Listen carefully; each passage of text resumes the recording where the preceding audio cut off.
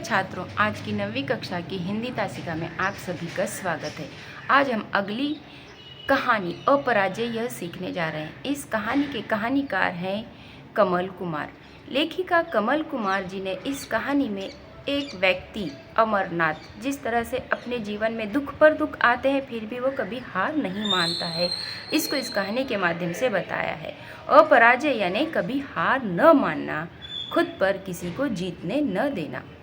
इस कहानी की लेखिका हैं कमल कुमार। इनका जन्म 7 अक्टूबर 1946 अंबाला हरियाणा में हुआ। लेखिका कमल कुमार की कहानियाँ जीवन के अनुभवों की कहानियाँ हैं। इनमें आसक्ति, आस्था, आशा और जीवन का स्पंदन है। इनकी प्रमुख कृतियों में बयान, गवाह, साक्षी है हम, सूर्य देता है मंत्र यह कविता संग्रह हैं। पहचान, घर बेघर, क्रमशः, फिर से शुरू आदि यह उनकी कहानी संग्रह है। अपार्थ, आवर्तन, हैमबर्गर, पासवर्ड यह इनके उपन्यास हैं। इस कहानी के शब्दार्थ देखिए। तो चलिए अब कहानी की शुरुआत करते हैं। स्ट्रेचर को धकेलते हुए वे बड़े तेजी से अस्पताल के गलियारों से ले जा रहे थे। स्ट्रेचर के पीछे घर के सदस्यों, मित्रों, परिजनों और पड़ोसियों का एक काफिला सा था। सभी के चेहरे पर अकुलाहट थी। त्वरा से नर्सों ने स्ट्रेचर को ऑपरेशन थिएटर के भीतर धकेला और दरवाज़ा बंद हो गया। सभी बाहर रुके खड़े थे। अमरनाथ के परिवार के लोग परेशान थे। उनका बेटा अनिल बेंच पर मुंह नीचा किए बैठ गया था। धीरज रखो, चोपड़ा ने उसके कंधे थपथपाए थे। उम्मीद बहुत कम है, डॉक्टर ने कोई आश्वासन नहीं दिया है। पर कैसे हुआ? दुर्घटना हाईवे पर हुई थी। हम तो दोपहर से ही इंतज़ार कर रहे थे। दोबारा बाबूजी ने मोबाइल पर बताया कि वे सुबह नहीं निकल सके, इसलिए शाम तक ही पहुंचेंगे। 9 बजे तक वे नहीं पहुंचे तो सब चिंतित हुए। मोबाइल की घंटी बज रही थी पर कोई उठा नहीं रहा था। रास्ते में रुकना तो उन्हें था ही नहीं। अगर रुकते तो भी फ़ोन पर बता सकते थे। आसपास कई जगह फ़ोन किया लेकिन कुछ पता नहीं चला। रात के 1 बजे हम पुलिस स्टेशन पहुँचे। पुलिस से मदद मांगी। सुबह 5 बजे फ़ोन आया था। उन्होंने बताया कि इस नंबर की गाड़ी अलवर के रास्ते में दुर्घटनाग्रस्त हुई थी। दुर्घटना स्थल पर भयावह दृश्य था। किसी के बचने की उम्मीद नहीं थी। अनिल धीरज को साथ लेकर गया था। भगवान मन में चिंता थी, अपनी अपनी बात कह रहे थे। अमरनाथ जैसा इंसान, उसके साथ भी यही होना था। ट्रक वाला ज़रूर पिया होगा, परंतु सबूत कोई नहीं था। वह तो रुका ही नहीं, वहाँ टक्कर मारकर निकल गया। इंसानियत का भी सबूत दिया होता तो ड्राइवर भी बच जाता। अधिक रक्तस्राव से उसकी मृत्यु हुई। 10 साल से इस परिवार के साथ था। 10-15 मिनट का समय भी मुश्किल से गुजर रहा था। अनिल से बताया था तो सबके चेहरे बुझ गए थे। यह कैसे हो सकता है? बच गया इसीलिए हैरान हो क्या? मुझे अभी मरना नहीं था इसलिए बच गया। वे हंसे थे। किसी की समझ में नहीं आ रहा था कि उनसे बात कैसे की जाए। सब चुप थे। अमरनाथ अपनी रॉ में कह रहे थे, भाग्यशाली हूँ इसलिए बच गया। मुझे ड्राइवर का दुख है। अगर मैं उस वक्त बेहोश न हुआ होता तो उसे बचा लेता, कभी भी मरने न देता। यानी कि इस कहानी में अमरनाथ जी जो है, इनका एक्सीडेंट हो चुका है और उनके साथ वाला जो ड्राइवर है वो जहाँ पर दुर्घटना हुई वहीं पर वो उसकी मृत्यु हो गई। उसका ज़्यादा रक्तस्राव बहने के कारण वो मर चुका था और ये अमरनाथ जी जो है अब अस्पताल में पड़े थे और उन्हें देखकर सभी लोग परेशान, हैरान थे। तभी वे कहते हैं कि मैं बच गया हूँ इसलिए सब लोग हैरान हो क्या?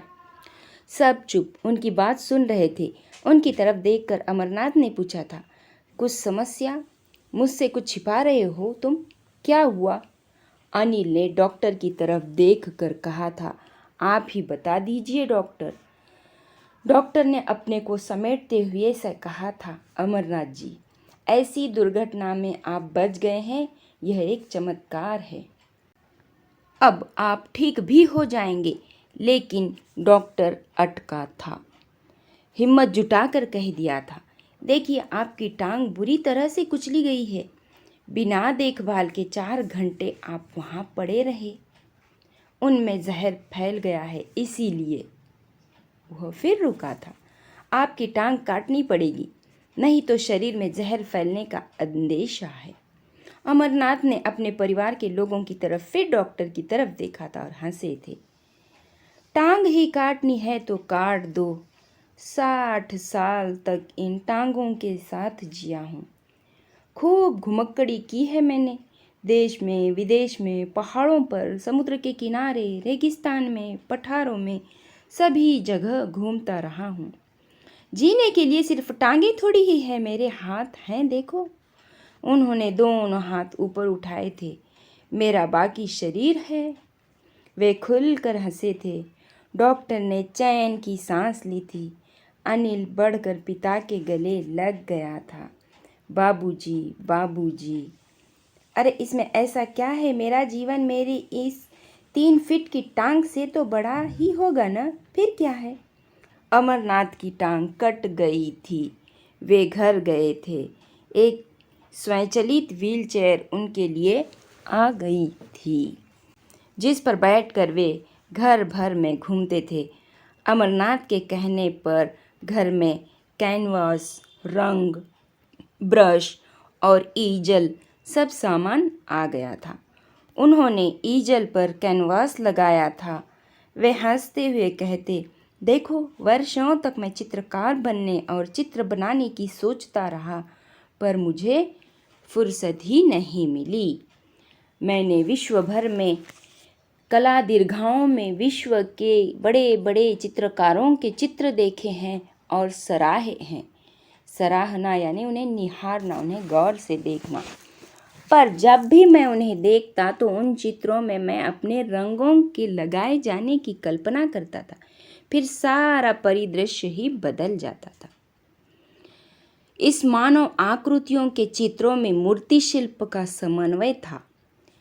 स्त्री रंगों के बिना जहाँ उन्होंने रेखाओं से आकृतियाँ बनाई थी, वहाँ उनमें मांस, मज्जा और अस्थियाँ तक को देखा जा सकता था। रेखाओं वाले चित्रों में एक प्रवाह, ऊर्जा, उमंग और चुस्ती फुर्ती थी। लगता था ये आकृतियाँ भी संवाद करेंगी, हाथ पकड़कर साथ हो लेंगी। इतनी जीवंतता। रंग रेखाओं से उनका प्यार उनकी हर सांस से निःसृत होता, जो उनके चित्रों को सजीव कर देता। लगता था वे हर दृश्य, परिदृश्य, स्थिति और व्यक्ति को रंगों और रेखा में ढाल देंगे। अमरनाथ घर के भीतर कैनवास पर फूलों, पत्तों, झरने और हरियाली के चित्र बनाते। वहीं घर के बाहर जितनी खुली ज़मीन थी, माली के साथ उन्होंने उस ज़मीन को तैयार करवाया था। सामने की ज़मीन में बगीचा बनाया था, जिसमें रंग बिरंगे मौसम के फूल क्यारियों में लगाए थे। उन्होंने ऋतुओं के क्रम से फूलों के पौधे लगवाए थे, यानी कि एक एक ऋतु में जो फूल आता है, इस तरह से उन्होंने पौधे वहाँ पर लगवाए थे। गर्मी के बाद बरसात और बरसात के बाद सर्दी के पौधों में फूल खिलते। घर के पीछे की ज़मीन में उन्होंने फलों के पेड़ लगा दिए थे। घर की 4 दीवारी के साथ फूलों और फलों की बेलें चढ़ा दी थी। घर और बाहर के लोग आश्चर्य से उनकी ओर देखते। वे हंसते, मैं जीवन का व्याकरण बना रहा हूँ, जीवन के अछूते सच के शिखर पर चढ़ने के लिए सीढ़ियाँ लगा रहा हूँ, कहकर हंसने लगते। इस तरह से उनका जीवन एक पैर कटने के बावजूद भी बीत रहा था और हर समय इनकी जांच होती रहती थी। डॉक्टर ने खून की फिर से जांच करवाई थी। खून की जांच की रिपोर्ट आई तो वह परेशान हो गया था। घर के लोग चिंतित थे। अब क्या हो गया? डॉक्टर ने बताया था बीमारी फिर से पसर रही है। उनकी दाईं बाह में खून की गर्दिश बंद हो गई थी। धीरे धीरे बाह हिलाना भी मुश्किल हो गई। बाह निर्जीव होकर काठ सी हो गई थी, यानी कि पत्थर जैसी मजबूत हो गया था उनका हाथ। बहुत सारी दवाइयाँ दी जा रही थी। घर पर ही नर्स रख ली थी। घर का कोई न कोई सदस्य भी आसपास ही रहता। डॉक्टर ने बताया जहर फैल गया है, अब और रुका नहीं जा सकता। पहले से भी ज़्यादा भयावह स्थिति, बाँह काटनी पड़ेगी। घर के लोग सन्न थे, लेकिन फैसला तो बाबूजी को ही लेना था। वे वैसी ही हंसी हंसे थे। आखिर मैं बाँह तो नहीं हूँ न। सप्ताह भर बाद अमरनाथ अस्पताल से लौट आए थे। उनकी दाईं बाँह काट दी गई थी। उन्होंने जल्दी ही बाएं हाथ से अपना काम करना सीख लिया था। धीरे धीरे वे अपने सारे काम खुद ही करने लगे थे। उनके लिए खुले कमीज सिलवाए गए थे। वे पहले की ही तरह सामान्य लग रहे थे। अमरनाथ ने कहा था, कल से मैं शास्त्रीय संगीत सीखना शुरू करूँगा। शास्त्री जी को सूचित कर दो कि वे कल से आ जाएं। बचपन में मैंने सीखना शुरू किया था, पर कहीं सीखा था, बीच में ही छोड़ना पड़ा था। शास्त्री जी आ गए। अमरनाथ ने शास्त्रीय गायन सीखना शुरू कर दिया। सुबह का समय उनके रियाज का समय था। दिन में शास्त्री जी आते थे, शाम को फिर अभ्यास करते। पहले रंग और रेखाएं थी, अब स्वर लहरियां थी। स्वर साधना में वे ध्वनियों का आह्वान करते। कभी ध्रुपद की गायकी की खुली रे खेलते अवतरित होते। शास्त्री जी कभी कभार ख्याल में तान अलापते, तो कभी ठुमरी के उनके शब्दों के भाव स्वरों में बांधकर मन प्राण तक पहुंच जाते। जहाँ लौकिक और अलौकिक, भौतिक और आत्मिक तथा स्थूल और सूक्ष्म की सारी सीमाएं टूट गई थी, मानो स्वर जीवन का एक नया बोध, एक नया अर्थ उद्घाटित कर रहे हों। इस सब के साथ भी अमरनाथ की डॉक्टरी जांच अपने निश्चित समय पर होती थी।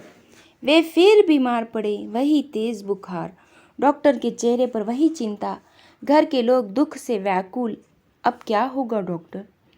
उन्हें अस्पताल ले जाया गया। वे सप्ताह भर बाद लौट आए थे। उनकी आवाज़ जा चुकी थी, पर उनकी आंखें हंस रही थी, वैसी ही हंसी जैसे वह कह रही हो, देखो मैं जीवित हूँ, मुझे चुनौती मत दो।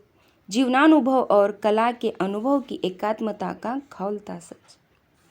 उनके कहने पर शास्त्रीय संगीतज्ञों के कैसेट और डिस्क, उनका म्यूजिक सिस्टम उनके कमरे के साइन बोर्ड पर रख दिया गया। उनके कमरे की सज्जा नए सिरे से उनकी सुविधानुसार कर दी गई। उन्होंने इशारों से बताया था, मैंने संगीत सीखा पर सुना तो था ही नहीं। मेरी साधना अधूरी रही। जिन्होंने अपनी साधना पूरी की, उनकी सिद्धि का लाभ तो ले सकता हूँ। उनकी दिनचर्या बदल गई थी। वे मुस्कुराते, इशारों में जैसे कहते हों, मैं आनंद में हूँ। वे सुबह उठते और अपनी व्हीलचेयर पर बाहर खुले में बगीचे में बैठ जाते। पक्षियों का कलरव सुनते, सूखे पत्तों के झरने की आवाज़, कलियों के चटकने की आवाज़ें उन्हें सुनाई देती। उन्हें ओस की टिप टिप, पत्तियों के खुलने की धीमी हवा के सरसराने की सूक्ष्म ध्वनियाँ बहुत स्पष्ट सुनाई पड़ने लगी थी। उनके चेहरे पर एक उजास दीप्ता था। आंखें बंद करके कजरी की तान सुनते। दिन में वे अपनी रुचि और समय की अनुकूलता से शास्त्रीय गायन की सीडी सुनते। घर के लोग चाहते थे जैसे भी हो वे जो चाहते हों करें। वे उन्हें इतनी खुशी तो दे ही सकते थे। इस समय अलवैर कामू का कालीगुला नाटक उनके भीतर मंचित होता है। ईश्वर क्रूर रोमन बादशाह कालीगुला बन गया था। अपनी इच्छा से वो मेरे अंगों को कटवाता जा रहा है। जैसे जैसे उसे ज़रूरत पड़ती है उसी क्रम से वह एक एक अंग भंग कर मुझे मरवा रहा है। मुझे कालीगुला के विरुद्ध एक शांत संघर्ष करना है, क्योंकि मैं जानता हूँ जीवन का विकास पुरुषार्थ में है, आत्महीनता में नहीं। वे सोचते सारे गत्यावरोध समाप्त हों। निर्बंध हूँ मैं। जीवन का हर पल, हर वस्तु, हर स्थिति अद्वितीय हो। मेरी अपराजय आस्था जीवन के अंतिम साक्ष्य में मुझे निर्भय कर दें। इस तरह से इस पाठ में कमल कुमार जी की यह एक कहानी है। कहानी में लेखिका ने अमरनाथ जी के माध्यम से हर समस्या का सामना मुस्कुराते हुए जिंदादिली से करने का संदेश दिया है। एक सड़क दुर्घटना में अमरनाथ जी अपनी दोनों टांगें खो देते हैं। घूमने फिरने के शौकीन अमरनाथ जी व्हील चेयर पर आ गए। तब टांगे गई तो क्या हुआ, मेरा बाकी शरीर है तो। यह सकारात्मक सोच उनके पास थी। उन्होंने चित्रकारिता शुरू की और घर के बाहर अपनी खुली जगह में बागबानी कर जीवन का लुत्फ उठाने लगे। फिर एक दिन उनकी दाईं बांह काटनी पड़ी। उन्होंने बाएं हाथ से काम करना सीख लिया और शास्त्रीय गायन में मन लगा लिया। फिर एक बार वे बीमार पड़े। तेज़ बुखार के कारण अस्पताल में भर्ती हुए। सप्ताह के बाद जब वे लौटे तो उनकी आवाज़ जा चुकी थी। फिर भी उनकी आंखें मुस्कुराती हुई मानो कह रही थी, देखो मैं जिंदा हूँ। अब वे बगीचे में बैठकर पक्षियों की कलरव, पत्तों की सरसराहट आदि प्राकृतिक ध्वनियों का आनंद लेते तो घर में बैठकर शास्त्रीय गायन की सीडी सुनते।